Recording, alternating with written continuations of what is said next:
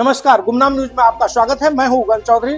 आगे की खबर विस्तार से मेरे सहयोगियों के साथ। आज के दिन को दुनिया भर में विश्व खाद्य सुरक्षा दिवस के रूप में मनाया जाता है और वहीं दोस्तों आज ईद उल अजहा का पर्व भी है जिसे बकरीद भी कहा जाता है। देखिए, ईद उल अजहा के मौके पर सीएम योगी ने भी देशवासियों को शुभकामनाएं दी और बकरीद को लेकर कुछ दिशा निर्देश भी जारी किए हैं। बकरीद पर जानवरों की कुर्बानी को लेकर मुख्यमंत्री योगी आदित्यनाथ ने सख्त निर्देश दिया। यूपी पुलिस को भी आदेश देते हुए कहा, न सिर्फ यूपी में बल्कि महाराष्ट्र, दिल्ली, मध्य प्रदेश समेत सभी राज्य सरकारों ने एडवाइजरी जारी की। बकरीद को लेकर दिल्ली गवर्नमेंट ने भी अपने निर्देश में कहा कि गाय, ऊंट या अन्य जानवरों की कुर्बानी पर रोक लगनी चाहिए। नियम तोड़ने वालों पर कार्रवाई की जाएगी। दिल्ली की रेखा गुप्ता सरकार ने इसको लेकर विशेष एडवाइजरी जारी की। इसके अलावा बकरीद पर बकरे की कुर्बानी के भी वीडियो या फोटोज सोशल मीडिया पर अपलोड नहीं कर पाएंगे, वरना सख्त कार्रवाई की जाएगी। और कुर्बानी के बाद सड़कों पर भी नमाज नहीं पढ़ी जा सकेगी। इसको लेकर भी विवाद होने के बाद निर्देश जारी किए गए। तो सभी देशवासियों को और खास करके मुस्लिम भाई लोगों को बकरीद के पर्व की ढेर सारी हार्दिक शुभकामनाएं। और दोस्तों आज बकरीद के मौके पर देश भर में बैंक वगैरह बंद रहेंगे, छुट्टी घोषित की गई है। चलिए आगे बढ़ते हैं अब अपन खबरों में। देखिए अगली बड़ी खबर, मार्केट रेगुलेटर सेबी ने बड़ी कार्रवाई करते हुए भगोड़े मेहुल चौकसी के बैंक अकाउंट, डीमेट और म्यूचुअल फंड खाते को जब्त कर लिया है। सेबी ने 2.1 करोड़ रुपए की बकाया वसूली के लिए बड़ा कदम उठाया है। और इधर देखिए विजय माल्या ने भी कहा कि मैं वापस भारत लौटना चाहता हूं, मगर जेल से डर लगता है। मैं बिना केस के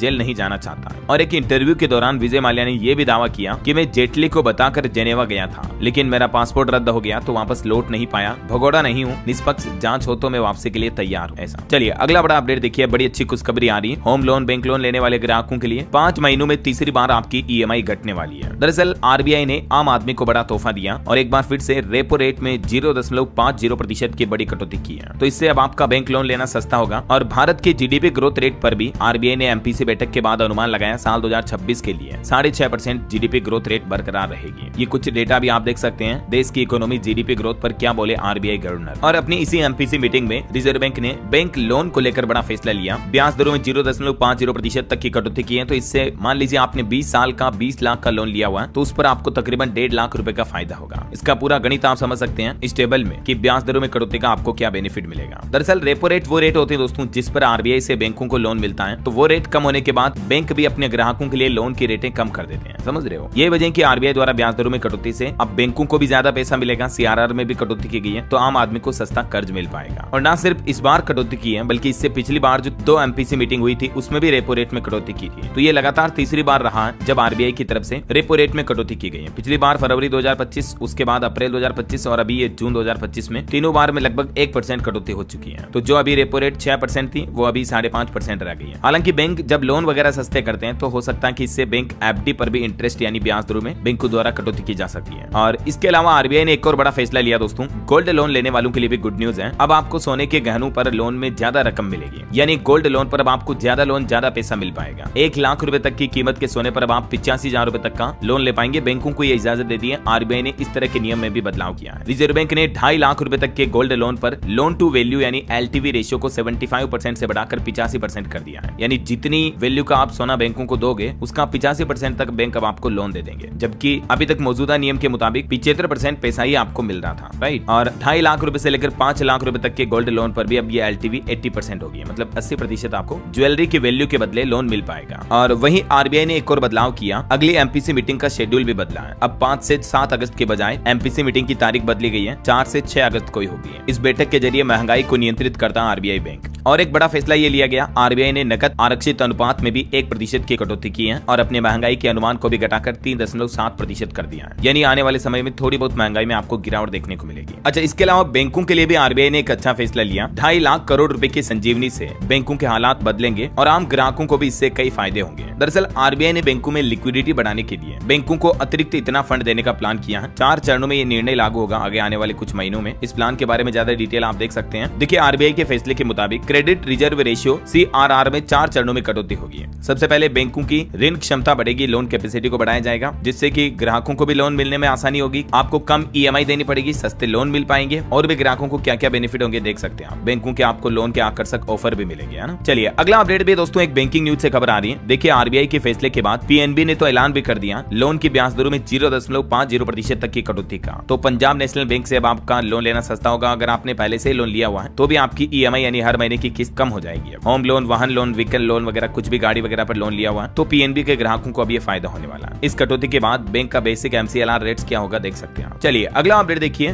वक्फ संपत्तियों के लिए केंद्रीय मंत्री किरण रिजिजू ने लॉन्च किया उम्मीद पोर्टल और इस पोर्टल के जरिए सरकार वक्फ संपत्तियों के प्रबंधन में पारदर्शिता लाएगी। UMEED उम्मीद पोर्टल का फुल फॉर्म है unified Waqf management empowerment efficiency and development act 1995। इस पोर्टल के जरिए वक्फ की संपत्तियों का रियल टाइम सत्यापन होगा, निगरानी की सुविधा भी मिलेगी। आम आदमी भी अब ये जान पाएंगे कि कौन सी संपत्ति वक्फ की है या नहीं। ये सभी कुछ डेटा मतलब हम आपको उम्मीद पोर्टल पर मिल पाएंगे।